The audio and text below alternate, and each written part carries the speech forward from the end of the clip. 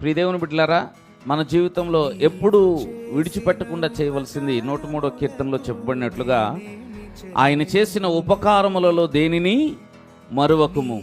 దేవుడు మనకు ఎన్నో ఉపకారాలు, ఎన్నో మంచి విషయాలు, మంచి కార్యాలు ఆయన మనకు జరిగించి ఉన్నారు. ఆయన మన జీవితంలో ఎంతో శ్రేష్టమైన కార్యాలను మనకు చేశారు. మనము ఊహించని కార్యాలు, మన ఆలోచనకు అందని కార్యాలు. మనం కొన్నిసార్లు ఇది ఎలా సాధ్యము అని మనము ఆశ్చర్యపడుతున్నటువంటి కార్యాలు మన కొరకై దేవుడు జరిగిస్తూ ఉంటాడు. అందుకనే ఉదయమున ఆయన సన్నిధిని వెదకాలి.